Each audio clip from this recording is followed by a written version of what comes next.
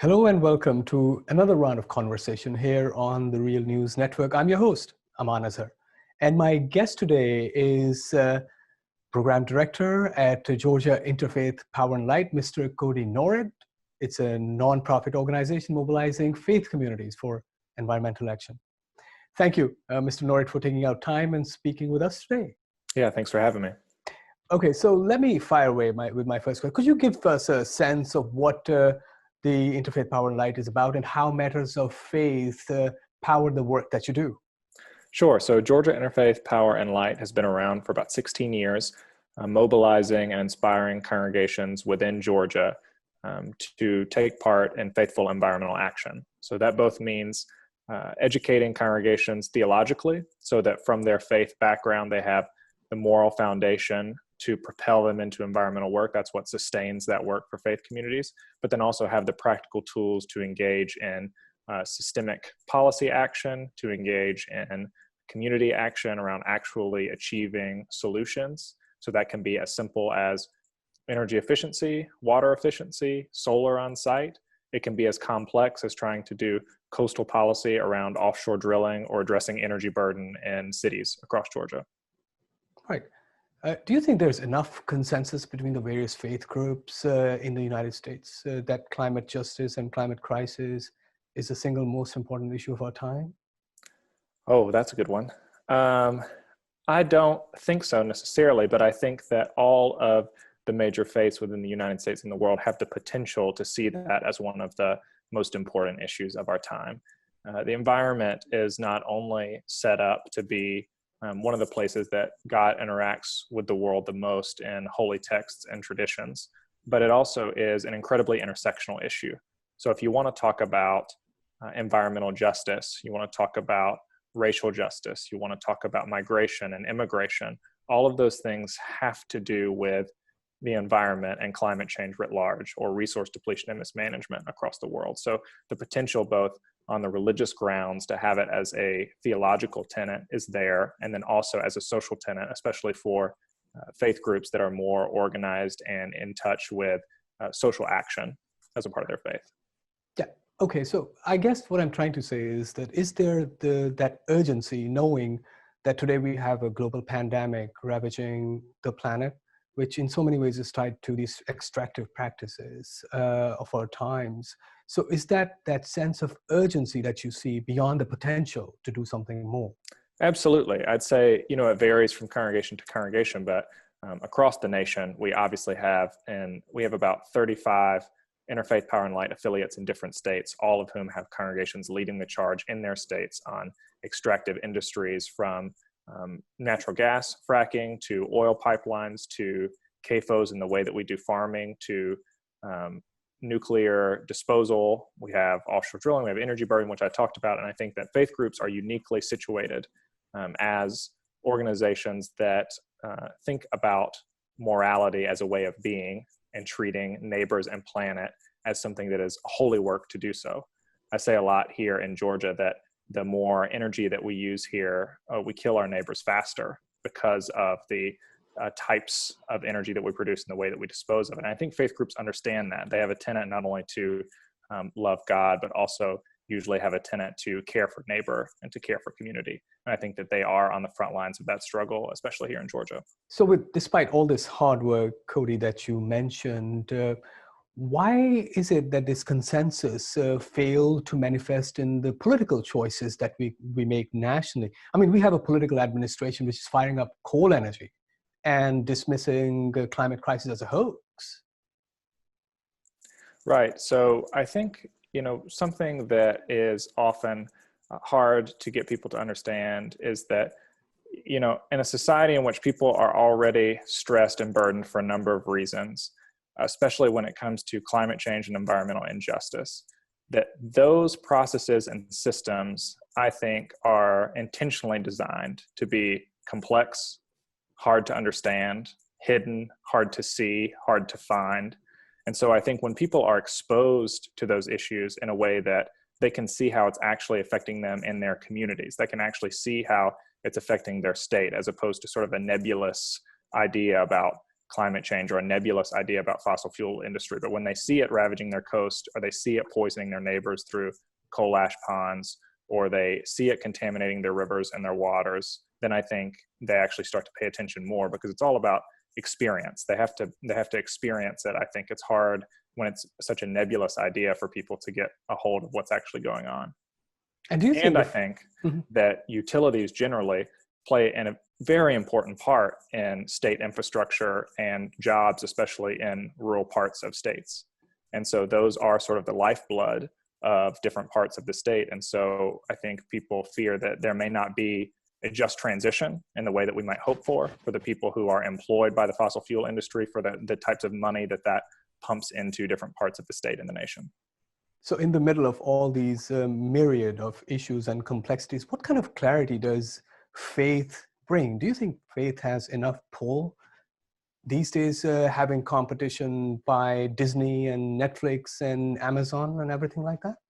Well, I'll speak for the Southeast in particular. I think the southeastern part of the United States is uniquely faith-based. I mean, the especially Christian roots in the Southeast still hold a lot of pull, and people design their lives around that moral fabric, either subconsciously or consciously. And so I do think that those moral values bring a lot to the table, sometimes for supporting our cause, sometimes for not. But I think the challenge is to get into the discourse about theology and about faith, to demonstrate why caring for neighbor, caring about environmental justice, caring about the planet is actually an embedded foundation of what it means to be faithful. And I think that what faith can do that a lot of other ideas can't do is there's a long history of what it means to be prophetic, what it means to stand up to injustices, what it means to scream in the middle of the town square and for no one to hear you, but to speak that truth over and over, to call attention to the destruction and the injustices, to hold people to account. That's what faith calls people to do, is to move into the world and to challenge injustice and to try to make that different. And how do you think that Georgia IPL is trying to connect with the larger national political discourse, with the grassroots activism that you're doing on a day-to-day basis? That's right. Yeah. So we start from building power from the grassroots, getting people to speak for themselves in their congregations, in their communities, and get an understanding of how these environmental issues are coming to bear exactly where they are. Now, after that, we try to give them tools and demonstrate how being engaged in the system is actually what's necessary, because a lot of these utilities span several states. A lot of the issues that we have span several states. So while we might get a victory in one state, it could mean a loss in another if we're not paying attention to what each other's doing. We have to be both as specific as possible at the grassroots level so that people are really doing what they need to do for their community and being able to use their voice, but also being able to pay attention to what's going on nationally. I personally think that right now, especially in the Southeast, we have a lot more potential in our cities, in our states, to do some things on the ground and at the more local level that the federal government can't actually regulate, and that we can actually make some really huge strides without having to be so concerned necessarily with what's going on the national stage. We can actually take that power at the local level to make the changes that we want to see. And could you also touch a little bit upon the kind of a political advocacy work that Sure. you're doing, especially in terms of influencing the legislatures? Because we see that when it comes to Congress, it's just as divided and incapable of any action. So how do you come around that? That's right. So here we do a lot at the state legislature, and a lot of that work has to do with clean water issues and environmental justice issues. I think at the end of the day, no matter where people are on the spectrum, they want clean air and they want clean water, and there are effective measures that can be taken to ensure that that's the case for the communities that everybody lives in. I think that's a bipartisan issue. We're a nonpartisan organization, and people want clean water. So I think when it comes to coal ash, especially, which is a huge problem here, in a lot of cases, those are both coal ash ponds in cities.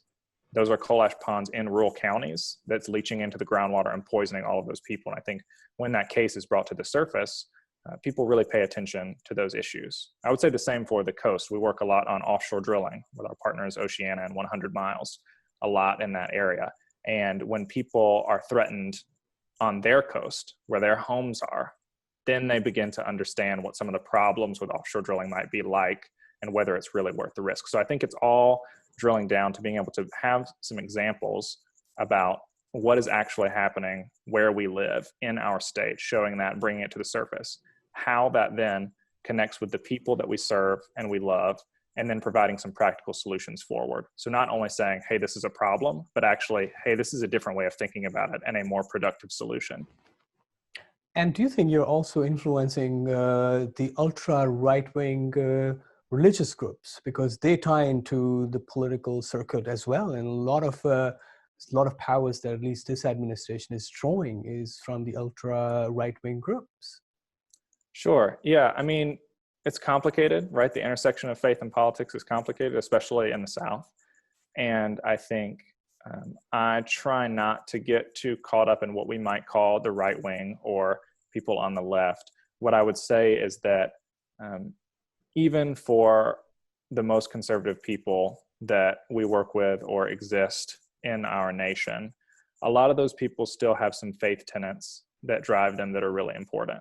And I think what has to be done is to come to the table and to demonstrate why, actually, because of the faith that those people already have, why they actually already care about the environment and their neighbor. And there are different ways to think about it and move them towards action. So it doesn't have to be this is a liberal issue because they're very concerned about climate and we don't believe in that. What it becomes is, no, this is about taking care of our neighbors, taking care of our children, taking care of our land and water resources that are holy, that are God entrusted to human beings to take care of. And I think that those types of arguments get at the morality foundation, which is really what helps people make decisions and move in these sort of justice realms. It's not really about throwing facts back and forth. It's about tapping into what do you care about and why do you care about it? And I think that some of the foundations are there religiously to make that happen. Right. Do we really need God to tell us how to care for the planet? Oh, I don't think so. Not necessarily. But I think for people who believe in a God, regardless of their tradition, that it is difficult to be faithful without caring for the environment and caring for people. So I'm not super interested in proselytizing God per se, but I think that it's pretty difficult to believe in a God and not also care for the environment as a major tenet of that religion and also care for people. Well, then we don't really understand why we are in a situation that we are today. And I guess this also brings me to my last point, which is how does this pandemic and climate urgency shape your work going forward? Yeah, I mean, I think there's a lot of good work happening here. I think the pandemic highlights some injustices that we already knew existed, and I think are showing them in different ways to different people. It shows a light on the way that we treat our environment and deforestation. It sheds a light on our food systems, which is some things that we already knew about. And it demonstrates how seriously we really need to be taking this. It isn't a thing where, there are island nations who will experience the brunt of climate change. There are nations who are less wealthy who will experience the problems with climate change. This demonstrates that no one is safe. The same way that no one is safe from this pandemic, no matter how much money you have or where you think you live in the world, the reality is that it will still get to you. And the same is true for climate change, that what that will do to the world and to people will spill over in ways that we can't predict. And it's very serious. Well, this brings us to the end of this conversation.